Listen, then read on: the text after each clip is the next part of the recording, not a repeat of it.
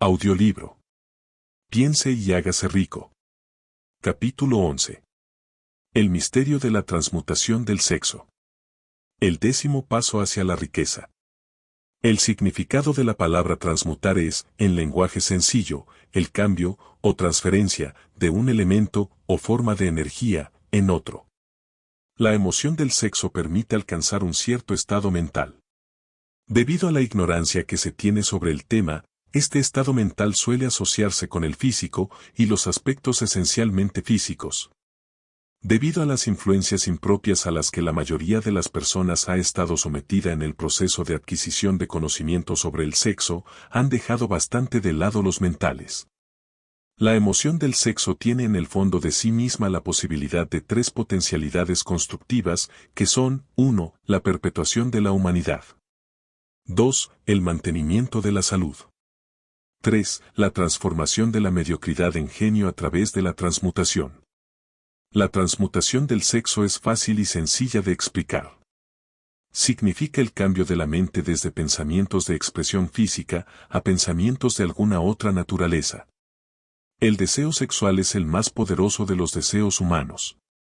Cuando los hombres se ven impulsados por él, desarrollan agudeza de imaginación, valor, fuerza de voluntad, perseverancia y habilidad creativa desconocidos para ellos en otras ocasiones.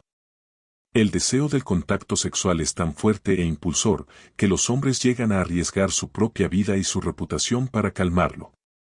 Esta fuerza motivadora, cuando es controlada y dirigida hacia otras líneas, conserva todos sus atributos de agudeza de imaginación, valor, etc., que pueden ser utilizados entonces como poderosas fuerzas creativas en la literatura, en el arte o en cualquier profesión o empresa, incluyendo, desde luego, la acumulación de riquezas. La transmutación de la energía sexual exige el ejercicio de la fuerza de voluntad, pero vale la pena hacer el esfuerzo a cambio de la recompensa. El deseo de expresión sexual es innato y natural. Ese deseo no puede ni debe ser sumergido ni eliminado. Pero debe proporcionársele una vía de salida a través de formas de expresión que enriquezcan el cuerpo, la mente y el espíritu del hombre. Si no se le proporciona esa vía de salida, por medio de la transmutación, buscará vías de salida mediante canales puramente físicos.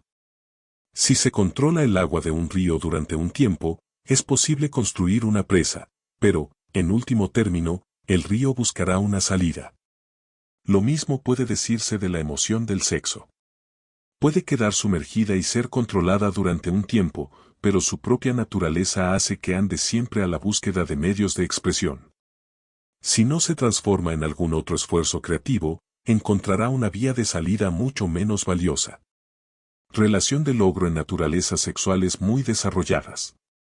La persona que ha descubierto cómo proporcionar a la emoción sexual una vía de salida a través de alguna forma de esfuerzo creativo puede considerarse muy afortunada. La investigación científica ha puesto de manifiesto los siguientes hechos significativos. 1. Los hombres que han alcanzado mayores logros son aquellos que han desarrollado elevadas naturalezas sexuales. Hombres que han aprendido el arte de la transmutación sexual. 2. Los hombres que han acumulado grandes fortunas y alcanzado un reconocimiento destacado en la literatura, el arte, la industria, la arquitectura y las profesiones, fueron motivados por la influencia de una mujer. La investigación a partir de la cual se hicieron estos descubrimientos se basó en páginas de biografía e historia de más de 2000 años. Cada vez que se encontraban pruebas en relación con las vidas de hombres y mujeres que habían alcanzado grandes logros, estas indicaban de un modo muy convincente que esas personas poseían naturalezas sexuales muy desarrolladas. La emoción del sexo es una fuerza irresistible contra la cual no puede haber una oposición como la de un cuerpo inamovible. Cuando se ven impulsados por esta emoción, los hombres se hallan dotados de un superpoder para la acción. Una vez usted haya comprendido esta verdad, habrá captado el significado de la afirmación según la cual la transmutación sexual contiene el secreto de la habilidad creativa. Destruya las glándulas sexuales, ya sea en el hombre o en el animal irracional, y habrá eliminado la mayor fuente de acción. Como prueba de ello, observe lo que sucede con cualquier animal que haya sido castrado. Después de haber sido sexualmente alterado, un toro bravo se convierte en un animal tan dócil como una vaca.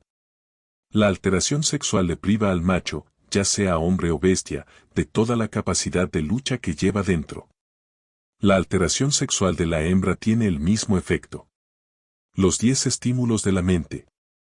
La mente humana responde a estímulos por medio de los cuales puede ser excitada para alcanzar elevados grados de vibración, conocidos como entusiasmo, imaginación creativa, deseo intenso, etc. Los estímulos a los que la mente responde con mayor libertad son: 1. El deseo de expresión sexual. 2. Amor. 3. Un deseo ardiente de alcanzar fama, poder o ganancias financieras, dinero. 4. Música. 5. Amistad entre personas del mismo sexo o con las del sexo opuesto. 6. Una alianza de equipo de trabajo basada en la armonía de dos personas o más que se alían entre sí para el progreso espiritual o temporal. 7. El sufrimiento mutuo, como el experimentado por personas que se ven perseguidas. 8. Autosugestión. 9. Temor. 10. Narcóticos y alcohol. El deseo de expresión sexual se encuentra a la cabeza de la lista de estímulos, por ser el que con mayor efectividad eleva la mente e inicia el giro de las ruedas de la acción física. 8 de los estímulos de esta lista son naturales y constructivos. 2 de ellos son destructivos. Esta lista se ha presentado aquí con el propósito de permitir que usted efectúe un estudio comparativo de las grandes fuentes de la estimulación mental. A partir de ese estudio, verá con facilidad que la emoción del sexo es, con mucha ventaja, el más intenso y poderoso de todos los estímulos mentales. Algún sabiondo ha dicho que un genio es un hombre que lleva el cabello largo, come con descuido, vive solo y sirve de objetivo para quienes hacen los chistes. Una definición mucho mejor de un genio es: un hombre que ha descubierto cómo incrementar la intensidad de pensamiento hasta el punto de poder comunicarse libremente con fuentes de conocimiento no disponibles a través de la proporción ordinaria del pensamiento. Cualquier persona que piense querrá hacer más preguntas referentes a esta definición de lo que es un genio. La primera pregunta a plantear sería: ¿cómo puede uno comunicarse con las fuentes del conocimiento que no estén disponibles a través del pensamiento ordinario? La siguiente pregunta sería: ¿hay fuentes de conocimiento conocidas que solo estén disponibles para los genios y, en tal caso, cuáles son esas fuentes y cómo se las puede alcanzar exactamente?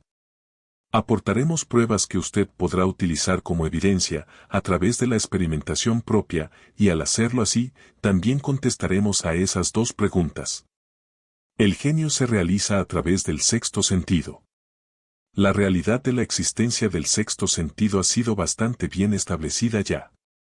Este sexto sentido es la imaginación creativa.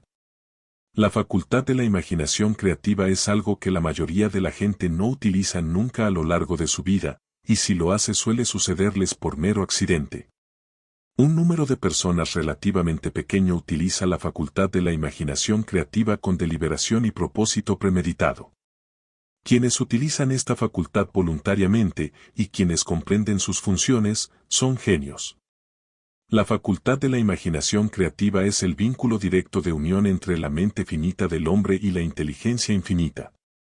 Todas las denominadas revelaciones, a las que uno se refiere en el ámbito de la religión, y todos los descubrimientos de principios básicos o nuevos en el campo de la invención, se producen por medio de la facultad de la imaginación creativa. De donde surgen los presentimientos. Cuando en la mente de una persona surgen ideas o conceptos, a través de lo que popularmente se denomina un presentimiento o intuición, estos proceden de una, o más, de las siguientes fuentes. 1. La inteligencia infinita. 2. El propio subconsciente, donde se halla almacenada toda impresión sensorial y todo impulso de pensamiento que ha llegado alguna vez al cerebro a través de cualquiera de los 5 sentidos. 3. De la mente de alguna otra persona que acaba de expresar el pensamiento, o que esboza o describe la idea o concepto a través del pensamiento consciente. 4. Del almacén subconsciente de la otra persona.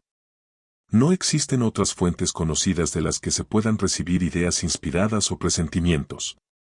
Cuando la acción del cerebro ha sido estimulada por medio de uno, o más, de los 10 estímulos mentales, esa acción tiene el efecto de elevar al individuo muy por encima del horizonte del pensamiento ordinario.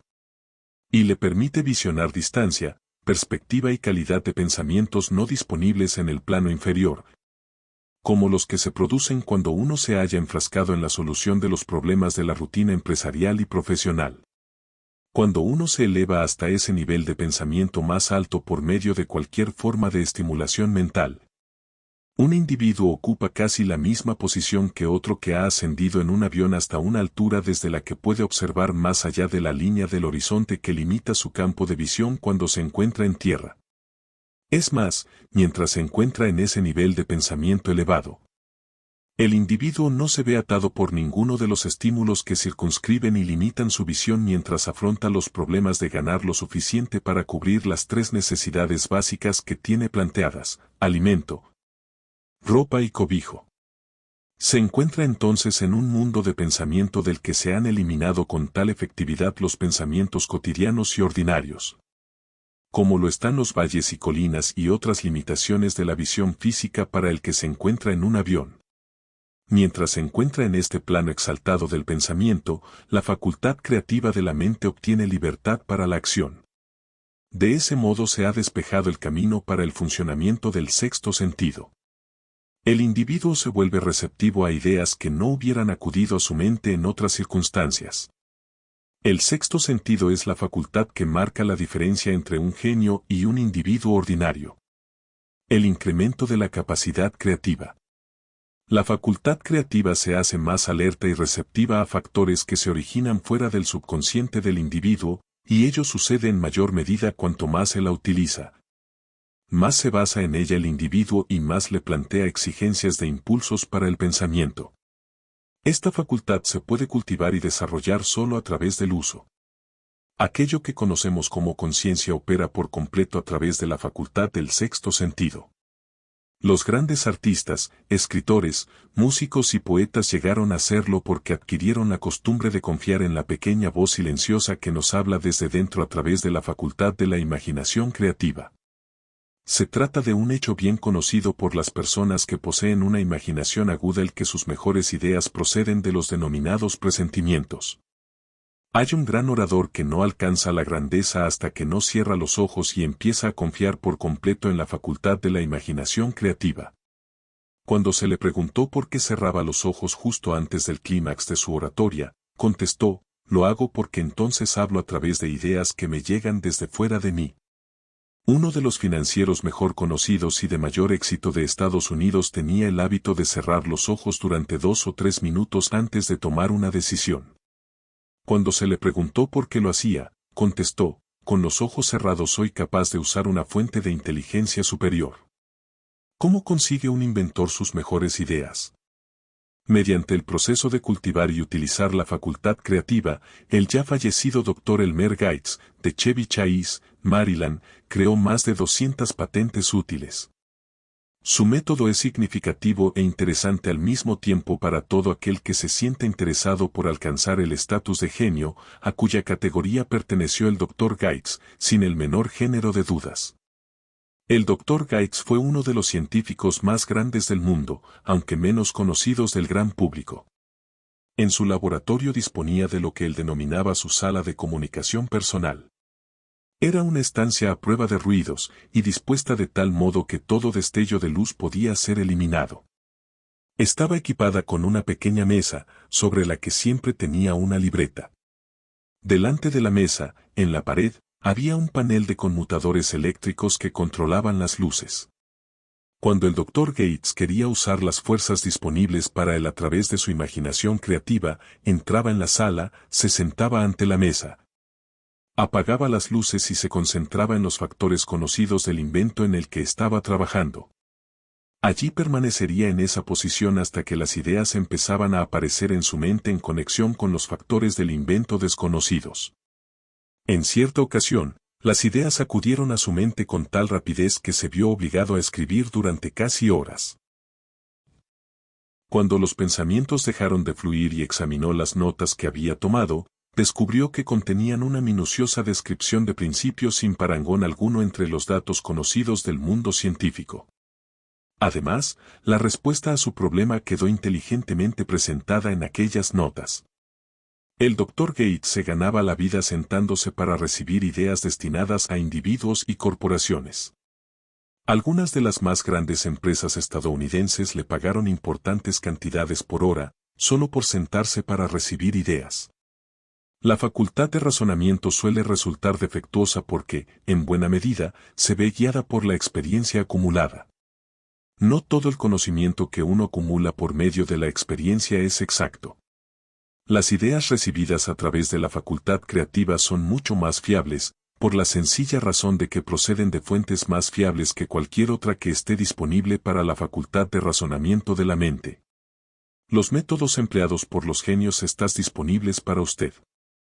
La principal diferencia entre el genio y el inventor ordinario de cachivaches puede hallarse en el hecho de que el primero trabaja a través de su facultad de imaginación creativa, mientras que el chiflado no sabe nada de esa facultad. El inventor científico hace uso tanto de la facultad sintética como de la facultad creativa de la imaginación. Por ejemplo, el inventor científico, cuando empieza un invento, organiza y combina las ideas conocidas o los principios acumulados gracias a la experiencia, empleando para ello su facultad sintética. La facultad de razonamiento. Si descubre que ese conocimiento acumulado es insuficiente para llevar a cabo su invento, entonces utiliza las fuentes de conocimiento de que dispone a través de su facultad creativa. El método que emplea varía con cada individuo, pero este es, en esencia, el procedimiento. 1. Estimula su mente de modo que funcione en un plano superior al normal, y para ello utiliza alguno de los 10 estímulos mentales, u otro estimulante de su elección. 2. Se concentra en los factores conocidos, la parte terminada, de su invento, y crea en su mente una imagen perfecta de los factores desconocidos, la parte no acabada, de su invento. Conserva esa imagen en su mente hasta que ha sido captada por el subconsciente, luego se relaja, elimina toda clase de pensamiento y espera a que la respuesta que busca surja en su mente. A veces, los resultados son definitivos e inmediatos. En otras ocasiones, los resultados son negativos, dependiendo del estado de desarrollo del sexto sentido, o de la facultad creativa. El señor Edison probó más de 10.000 combinaciones diferentes de ideas a través de la facultad sintética de su imaginación, antes de conectar con la facultad creativa. Y entonces fue cuando encontró la respuesta que le permitió perfeccionar la lámpara incandescente. Su experiencia fue similar cuando inventó el fonógrafo. Existen numerosas pruebas fiables de la existencia de la facultad de la imaginación creativa. Disponemos de esas pruebas gracias al análisis exacto de personas que se han convertido en líderes en sus campos de actuación, sin haber tenido una educación muy amplia. Lincoln fue un notable ejemplo de un gran líder que alcanzó la grandeza a través del descubrimiento y el uso de esa facultad de la imaginación creativa. Descubrió y empezó a utilizar esta facultad como resultado de la estimulación del amor que experimentó después de haber conocido a Attine Rudech. Una afirmación de la más alta importancia en conexión con el estudio de la fuente del genio. La fuerza impulsora del sexo. Las páginas de la historia están llenas de casos de grandes líderes cuyos logros se basaron en la influencia de mujeres que despertaron en ellos las facultades creativas de sus mentes a través del estímulo sexual. Napoleón Bonaparte fue uno de ellos. Cuando se sintió inspirado por su primera esposa, Josefina, fue irresistible e invencible. Cuando su mejor juicio, o su facultad de razonamiento, lo impulsó a dejar de lado a Josefina, empezó a declinar. Su derrota y su destierro en Santa Elena no estaban lejanos. Si el buen gusto nos lo permitiera, podríamos mencionar a un gran número de hombres, bien conocidos en Estados Unidos, que alcanzaron grandes éxitos bajo la estimulante influencia de sus esposas. Solo para caer en picado hacia la destrucción cuando el dinero y el poder se les subieron a la cabeza y dejaron de lado a su esposa por otra mujer. Napoleón no fue el único hombre en descubrir que la influencia sexual, procedente de una fuente correcta, es mucho más poderosa que cualquier sustituto de la eficacia que pueda crearse solo por la razón. La mente humana responde al estímulo. Entre los más grandes y poderosos estímulos se encuentra el del sexo. Cuando se la controla y se la transmuta. Esta fuerza impulsora es capaz de elevar a los hombres a esa más alta cota de pensamiento que les permite dominar las fuentes de la preocupación y las pequeñas molestias que se interponen en su camino en el plano inferior. Con el único propósito de refrescar la memoria, y en relación con los hechos de que disponemos a partir de las biografías de ciertos hombres, presentamos a continuación los nombres de unos pocos hombres de éxito extraordinario, de cada uno de los cuales se sabe que poseyó una elevada naturaleza sexual. El genio, que era indiscutiblemente suyo, encontró su fuente de poder en la energía sexual transmutada. George Washington, Woodrow Wilson, Thomas Jefferson, Ralph Waldo Emerson, Napoleón Bonaparte, John Patterson, Albert O'Barr, Robert Burns, William Shakespeare, Andrew Jackson, Albert Gary, Enrico Caruso, Abraham Lincoln. El propio conocimiento de que usted disponga acerca de las biografías de los grandes hombres le permitirá engrosar esta lista. Encuentre, si puede, a un solo hombre en toda la historia de la civilización que alcanzara un éxito extraordinario en cualquier campo y que no se viera impulsado por una naturaleza sexual bien desarrollada. Si no quiere fiarse de las biografías de hombres que han muerto, haga un inventario de aquellos que usted conozca como hombres de grandes logros. Y vea si puede descubrir entre ellos a uno solo que no posea una elevada naturaleza sexual. La sexualidad es la energía creativa de todos los genios. Nunca ha existido, ni existirá, un gran líder, constructor o artista al que le falte esa fuerza impulsora del sexo. Espero que nadie malinterprete estas afirmaciones en el sentido de que todos los que poseen una elevada naturaleza sexual son genios. El hombre alcanza solo el estatus de genio cuando estimula su mente de tal forma que puede usar las fuerzas disponibles a través de la facultad creativa de la imaginación. La energía sexual es el principal de los estímulos capaz de producir este ascenso. La simple posesión de esa energía no basta para producir un genio. La energía tiene que ser transmutada de un deseo de contacto físico en alguna otra forma de deseo y acción antes de que le eleve a uno al estatus de genio. Lejos de convertirse en genios gracias a unos grandes deseos sexuales, la mayoría de los hombres se degradan a sí mismos con una mala interpretación y utilización de esa gran fuerza, hasta alcanzar el estatus de animales inferiores. ¿Por qué los hombres rara vez alcanzan el éxito antes de los 40? A partir del análisis de más de 25.000 personas, descubrí que los hombres que alcanzan el éxito de una forma destacada, raras veces lo hacen antes de cumplir los 40 años. Y muy a menudo no emprenden su verdadero paso hasta mucho más allá de los 50. Este hecho me resultó tan sorprendente que me impulsó a revisar su causa con mayor cuidado. Ese estudio puso de manifiesto el hecho de que la razón principal por la que la gran mayoría de los hombres que tienen éxito no empiezan a alcanzarlo antes de los 40 o de los 50 años es debida a su tendencia a disipar sus energías a través de una excesiva complacencia en la expresión física de la emoción del sexo. La mayoría de los hombres nunca aprende que la urgencia del sexo tiene otras posibilidades que trascienden con mucho en importancia de la simple expresión física. A la mayoría les viene este descubrimiento después de haber despilfarrado muchos años, en un periodo en el que la energía sexual se encuentra en su punto más alto, antes de los 45 o los 50 años. Habitualmente, a ese periodo sigue otro de logros notables. Las vidas de muchos hombres cercanos a la cuarentena, o que ya la han dejado atrás, refleja una continua disipación de energías que podrían haber sido dirigidas con mucho más provecho hacia canales mejores. Extienden de manera alocada sus emociones más exquisitas y poderosas a los cuatro vientos.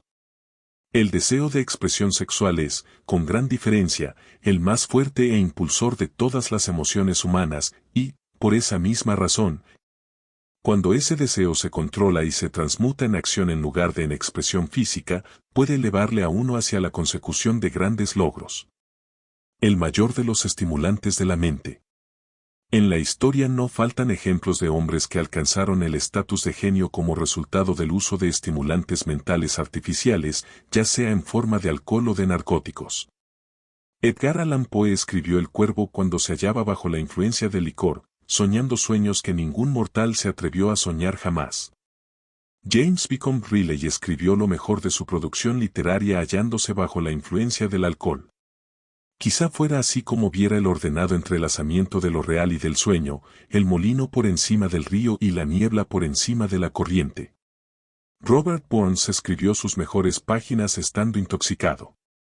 Por los tiempos de antaño, cariño mío, tomaremos una taza de amabilidad ahora, por los tiempos de antaño. Pero recordemos también que muchos de esos hombres terminaron por destruirse a sí mismos.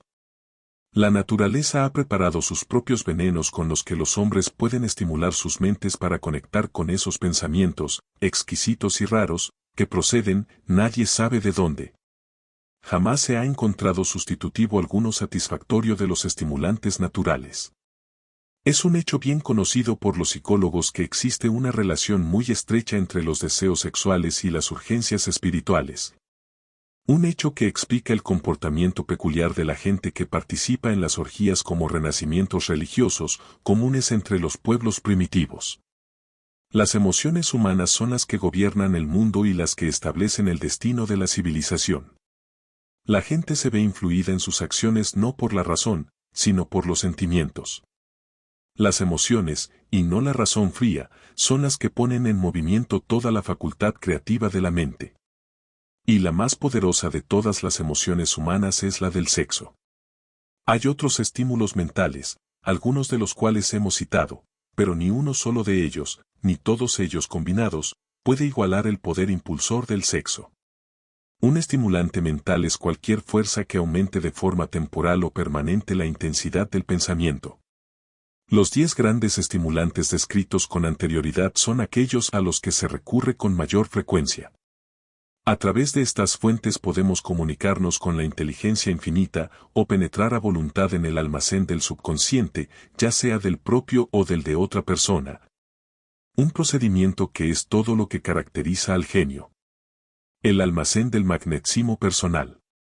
Un profesor, que ha entrenado y dirigido los esfuerzos de más de 30.000 vendedores, hizo el asombroso descubrimiento de que los vendedores más eficientes son aquellos que poseen una elevada naturaleza sexual. La explicación la encontramos en el hecho de que el factor de la personalidad conocido como magnetismo personal no es ni más ni menos que energía sexual.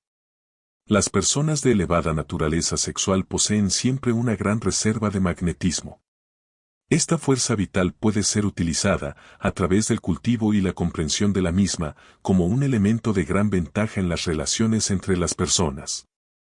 Es posible comunicar esa energía a los demás a través de los siguientes medios. 1. El apretón de manos. El contacto de la mano indica al instante la presencia de magnetismo, o la falta del mismo.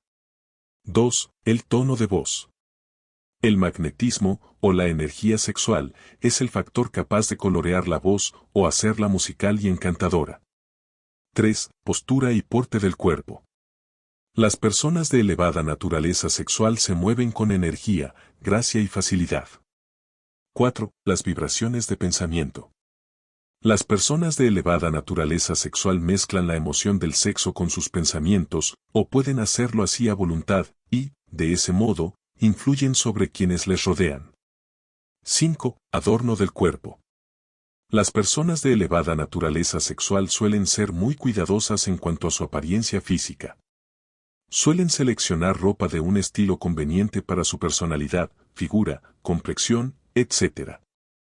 Cuando contrata a los trabajadores de su sección, el director de ventas más capaz busca como primer requisito de todo vendedor la cualidad del magnetismo personal.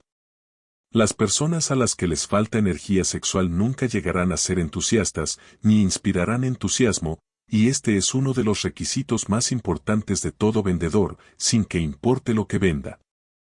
El portavoz público, el orador, el predicador, el abogado o el vendedor al que le falte energía sexual es un pesado en cuanto a su capacidad para influir sobre los demás se refiere. Si a ello se añade el hecho de que la mayoría de la gente solo es influible a través de una apelación a sus emociones, comprenderá usted la importancia de la energía sexual como parte de la habilidad innata de un vendedor. Los buenos vendedores lo son porque transmutan, consciente o inconscientemente, la energía del sexo en entusiasmo de ventas. En esta afirmación se puede encontrar una sugerencia muy práctica en cuanto al verdadero significado de lo que es la transmutación sexual. El vendedor que sabe cómo apartar su mente del tema del sexo y dirigirla hacia el esfuerzo de venta con el mismo entusiasmo y determinación con que la aplicaría a su propósito original, ha adquirido el arte de la transmutación del sexo, tanto si lo sabe como si no. La mayoría de los vendedores que transmutan su energía sexual lo hacen sin ser en absoluto conscientes de ello, ni de cómo lo están llevando a cabo. La transmutación de la energía sexual exige más fuerza de voluntad de la que la persona ordinaria dispone para este propósito. Aquellos a quienes les resulta difícil reunir la fuerza de voluntad suficiente para la transmutación, pueden adquirir esta habilidad gradualmente. Aunque eso requiere fuerza de voluntad, la recompensa que se obtiene con esta práctica hace que el esfuerzo valga la pena. Falsas creencias de que el sexo daña la personalidad. La gran mayoría de la gente parece ser imperdonablemente ignorante acerca de todo lo referente al sexo. En términos generales, la urgencia del sexo ha sido interpretada mal por parte de los ignorantes y las personas malvadas que la han calumniado y se han burlado de ella.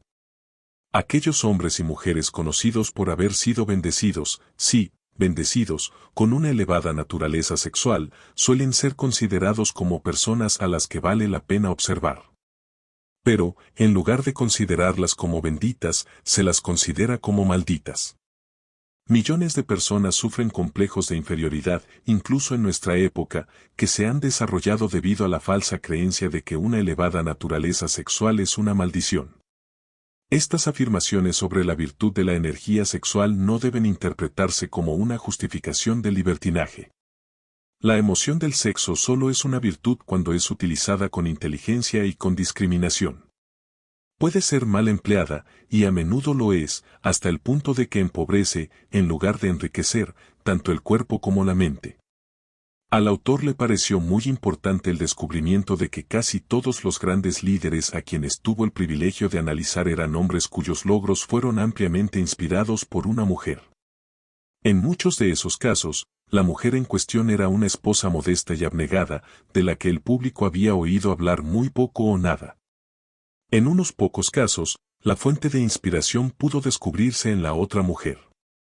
Toda persona inteligente sabe que la estimulación en exceso a base de bebidas alcohólicas y narcóticos es una destructiva forma de intemperancia. Sin embargo, no todo el mundo sabe que el exceso en la expresión sexual puede convertirse en un hábito tan destructivo y negativo para el esfuerzo creativo como los narcóticos o el licor. Un loco sexual no es, en esencia, muy diferente de un hombre drogado.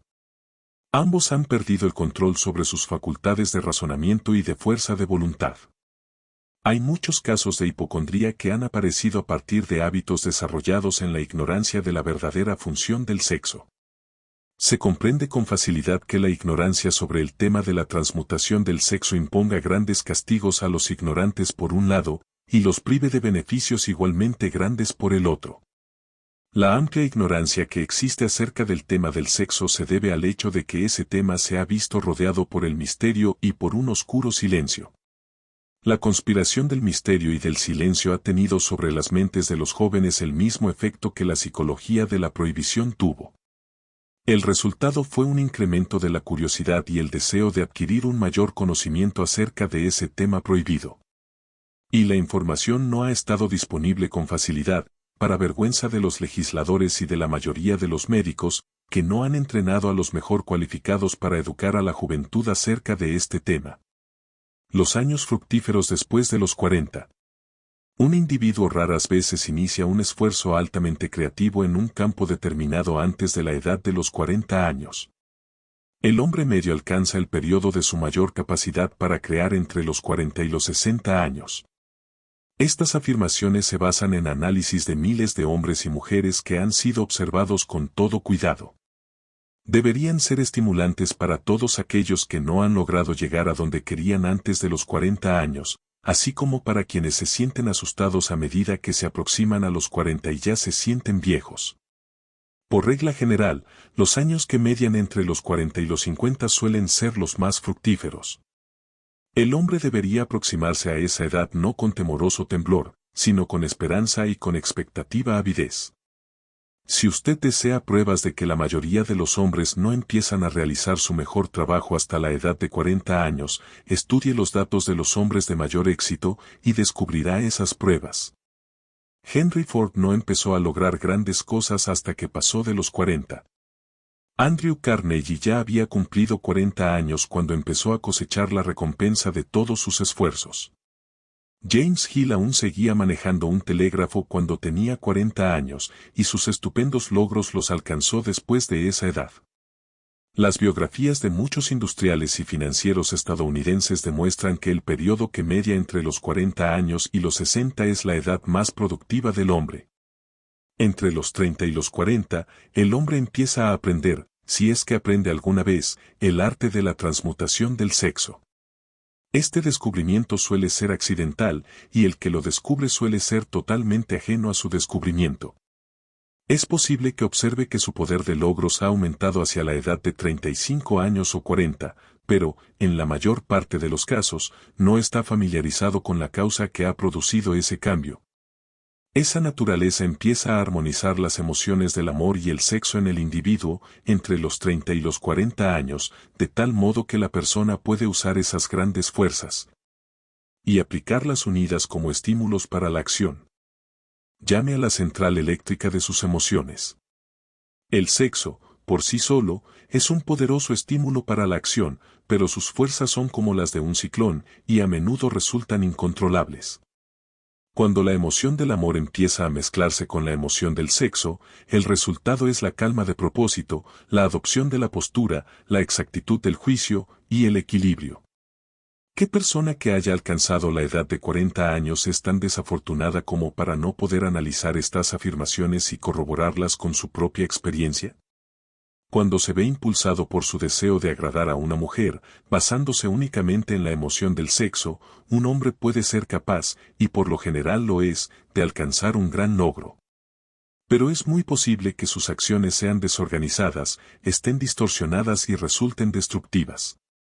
Cuando se ve impulsado por su deseo de agradar a una mujer, basándose únicamente en la motivación del sexo, un hombre es capaz de robar, engañar, e incluso de asesinar.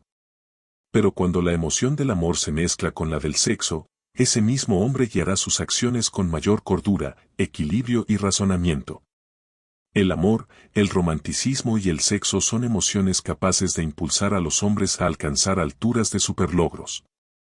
El amor es la emoción que sirve como una válvula de seguridad, que asegura equilibrio, porte y esfuerzo constructivo.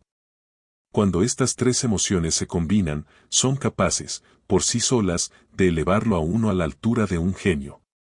Las emociones son estados de la mente. La naturaleza ha proporcionado al hombre una química de la mente que opera de una manera similar a los principios de la química de la materia. Es un hecho bien conocido que, con la ayuda de la química de la materia, un químico puede crear un veneno mortal mezclando ciertos elementos, ninguno de los cuales es nocivo si se toma por sí solo en las proporciones correctas. Del mismo modo, las emociones se pueden combinar de tal forma que produzcan un veneno mortal. Cuando las emociones del sexo y los celos se mezclan, una persona puede convertirse en una bestia demente. La presencia de una emoción destructiva, o de varias, en la mente humana, a través de la química de la mente, constituye un veneno capaz de destruir el sentido de justicia y equidad de la persona. El camino que conduce al genio lo emprenden el desarrollo, el control y el uso del sexo, el amor y el romanticismo. En resumen, el proceso se desarrolla como sigue, estimula la presencia de estas emociones como los pensamientos dominantes en la mente de uno y desanima la presencia de todas las emociones destructivas. La mente es una criatura de hábito. Se esfuerza por alcanzar los pensamientos dominantes de los que se alimenta. Gracias a la facultad de la fuerza de voluntad, es posible desanimar la presencia de cualquier emoción y estimular la presencia de otra. No es difícil alcanzar el control de la mente a través del poder de la voluntad. El control es la consecuencia de la perseverancia y del hábito. El secreto del control radica en la comprensión del proceso de la transmutación. Cuando cualquier emoción negativa se presenta en la mente de uno, puede ser transmutada en otra positiva o constructiva mediante el simple procedimiento de cambiar los pensamientos que se tienen. El único camino que conduce al genio es el esfuerzo voluntario y consciente. Un hombre solo podrá alcanzar grandes alturas de logros financieros o empresariales gracias a la fuerza impulsora de la energía sexual, pero la historia está llena de pruebas de que uno puede llevar consigo, como así suele suceder, ciertos rasgos de carácter que lo privan de su habilidad para conservar o disfrutar de su fortuna. Vale la pena analizar, pensar y meditar en ello porque aquí se afirma una verdad cuyo conocimiento puede resultar muy útil, tanto a las mujeres como a los hombres. La ignorancia de este hecho ha costado a muchos miles de personas la pérdida de su privilegio de la felicidad, aun a pesar de que posean riquezas. Quien ama de veras nunca puede perder por completo. Los recuerdos del amor nunca pasan. Permanecen, guían e influyen mucho después de que la fuente de estímulo se haya desvanecido. No hay nada de nuevo en esto. Toda aquella persona que se haya sentido conmovida por un amor genuino sabe que éste deja huellas perdurables en el corazón humano. El efecto del amor perdura porque la naturaleza del amor es espiritual. El hombre que no pueda ser estimulado para alcanzar grandes alturas de logros por medio del amor no tiene esperanza alguna, está como muerto, aunque pueda parecer vivo. Recuerde algunas cosas del ayer y sumerja su mente en los hermosos recuerdos de un amor pasado. Eso suavizará la influencia de las actuales preocupaciones y molestias, las realidades de la vida, y, quién sabe, durante esta retirada temporal, su mente le llevará al mundo de la fantasía. Las ideas o los planes capaces de cambiar todo el estatus financiero, o el espiritual, de su vida. Si usted cree que es desgraciado porque ha amado y perdido, olvide esa idea. Todo aquel que ha amado de veras nunca pierde por completo. El amor es caprichoso y temperamental. Llega cuando quiere y se va sin la menor advertencia. Acéptelo y disfrute de él mientras permanezca, pero no malgaste su tiempo preocupándose por su desaparición, porque así nunca conseguirá que regrese. Rechace también la idea de que el amor se presenta solo una vez en la vida. El amor puede aparecer y desaparecer en innumerables ocasiones, pero no hay dos experiencias amorosas que afecten a una persona del mismo modo. Puede producirse, y de hecho ocurre, una experiencia amorosa que deje en el corazón una huella más profunda que las otras, pero todas las experiencias amorosas son beneficiosas, excepto para la persona que se siente resentida y cínica cuando el amor desaparece. En el amor no debería existir desilusión alguna, y no la hay si la gente comprende la diferencia entre las emociones del amor y las del sexo. La gran diferencia radica en que el amor es espiritual, mientras que el sexo es biológico. Ninguna experiencia que afecte al corazón humano con una fuerza espiritual puede ser nociva, excepto como consecuencia de la ignorancia o de los celos. No cabe la menor duda de que el amor es la experiencia más grande de la vida. Le permite a uno entrar en comunión con la inteligencia infinita. Cuando se mezcla con las emociones del romanticismo y del sexo, puede conducirle a uno muy alto por la escalera del esfuerzo creativo. Las emociones del amor, el sexo y el romanticismo son los lados del eterno triángulo del genio con capacidad para lograr y construir. El amor es una emoción con colores, sombras y caras numerosos. Pero la más intensa y ardiente de todas las clases de amor es la que se experimenta cuando se mezclan las emociones del amor y del sexo.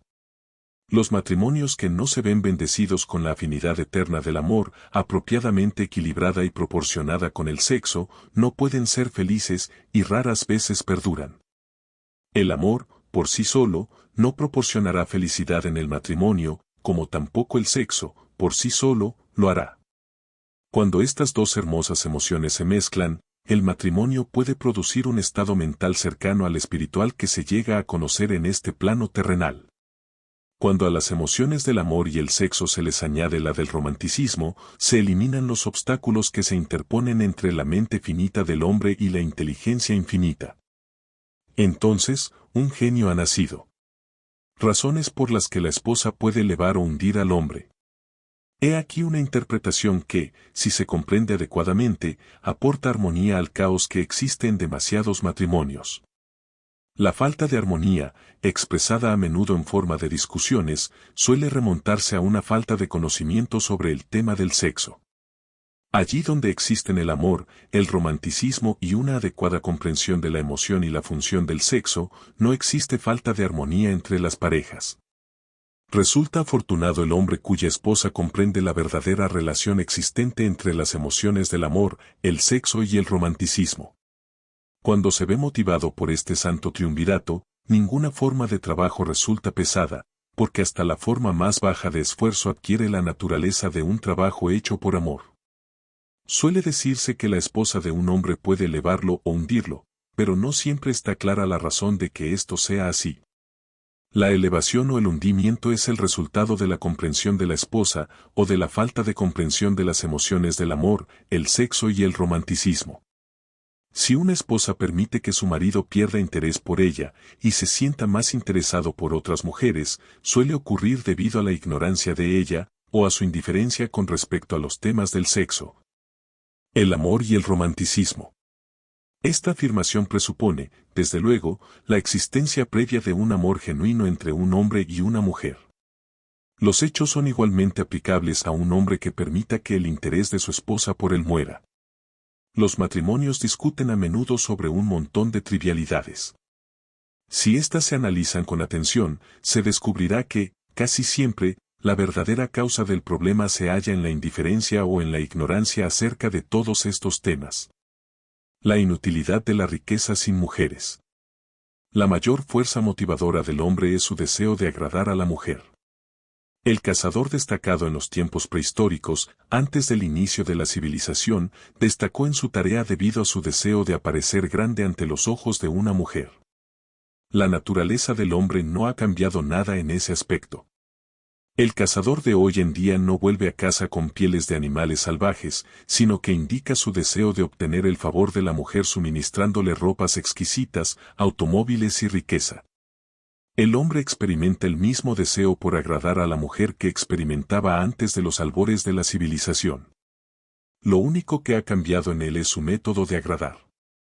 Los hombres que acumularon grandes fortunas y alcanzaron grandes alturas de poder y fama lo hicieron así para satisfacer, sobre todo, su deseo de agradar a la mujer.